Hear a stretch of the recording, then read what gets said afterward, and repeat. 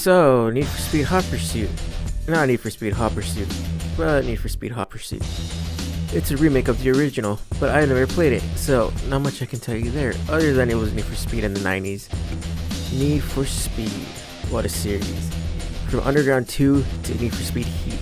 It's a series that, while not sometimes the consistently strongest out there, more often than not it brings some fun racing games. Sometimes. My first introduction with Need for Speed, probably like most people, was Underground 2. Now I already talked about this game and my experiences before, so we won't go into it again. Then it was Most Wanted, which is what I'm gonna be soon. Then Carbon. Yeah, it wasn't as good as the previous two, but the best one out of the three was definitely Most Wanted. After that, I kinda fell off Need for Speed. Not cause I lost interest or anything, but as a kid, you can't afford that much games, can you? So I missed out on all of this, and I did play the demos for the 2012 Most Wanted and Need for Speed The Run, and they were just okay. But the one that always eluded me for the longest time was Need for Speed Hot Pursuit. It was one I always wanted to play, and I was actually able to, kind of, with the mobile version. From what I remember, it was a watered down port from the consoles, but it was still pretty much the same with choosing events from the map, and the only thing not present was the open world. But who really cares, there isn't even that much to do anyways. But I was finally able to play it when the remastered version came out last year. And did I accidentally buy the original? No. So yeah, both versions run at 1080 at 30 FPS on PS3, Xbox, and the base PS4 and Xbox One. Oh, I'm sorry, 720p 30 FPS on PS3 and 360. I guess the term remastered means only being bumped up in resolution and not even frame rate. Come on, Uncharted was 60. But no, you gotta get a PS4 Pro or One X to play it at 60 frames per second. The reason why being, I don't know, considering both look similar to Battlefield 4, which runs at 60 just fine on base PS4 and Xbox One, even Battlefield 2042. And there isn't even much going on here. It doesn't even have HDR. So it just leads me to conclude that this is just bad optimization. So is that $40 price point really justified? No, not really. Maybe about 20 or so. But I never played the base version on PS3 and Xbox, so actually playing it now, yeah, I guess it's pretty fun. It's basically Burnout, but with heavier feeling cars.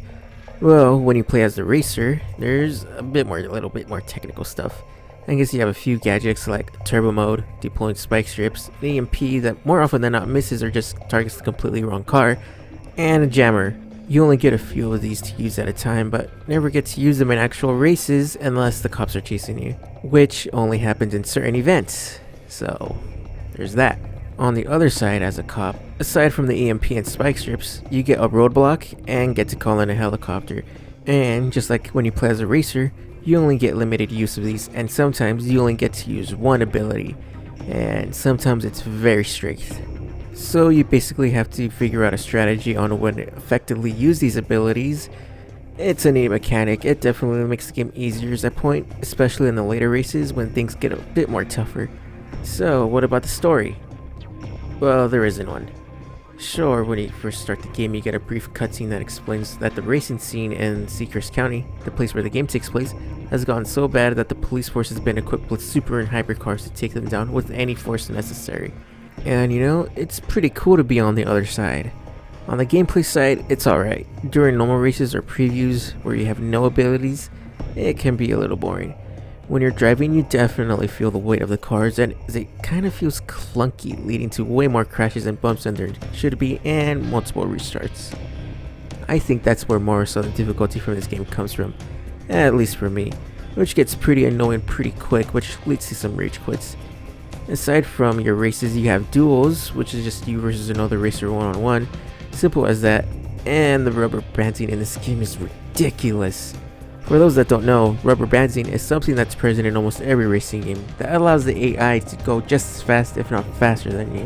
Which means even if you had a fully maxed out car with all the best parts and it was the best car in the game, it wouldn't matter because the AI would still be able to catch up to you if not just pass you, even if there was a car that was way slower than you.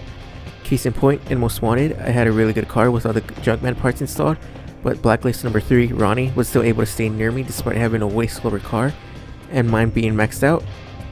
I don't have footage of it because, yeah, ripped to my save file, And this was in 2018 or 17, I don't remember which one, but point is, it happens. Rubber banding isn't usually a bad thing. It keeps things from getting boring, and it also prevents you from pulling a 2020 Silverstone Hamilton.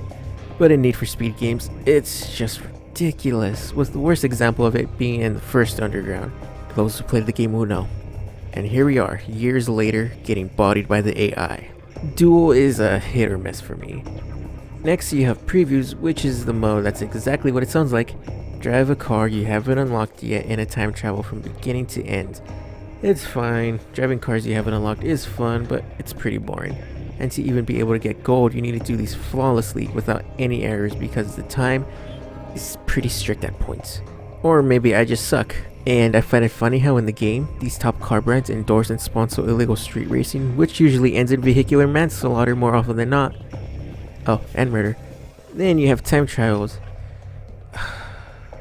And then gauntlets, which is a pursuit. And then last but not least, hot pursuits, which is the same, but you're in the middle of a race this time. These two are obviously the funnest ones, with hot pursuit being the best one because it's pretty similar to Burnout, but not a one-for-one.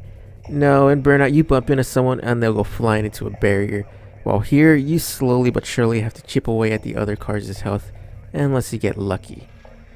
Oof, these crashing animations are brutal. And that's what makes this game fun.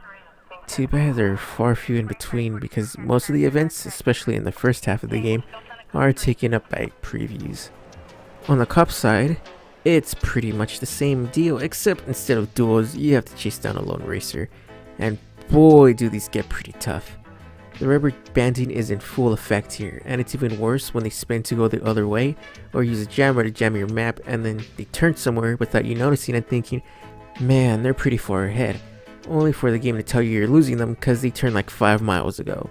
And in hot pursuits, now you're on the opposite end and have to bring down all the racers. It's pretty fun until they don't go down. And also you have no backup, even though you do in the cutscenes, so what gives?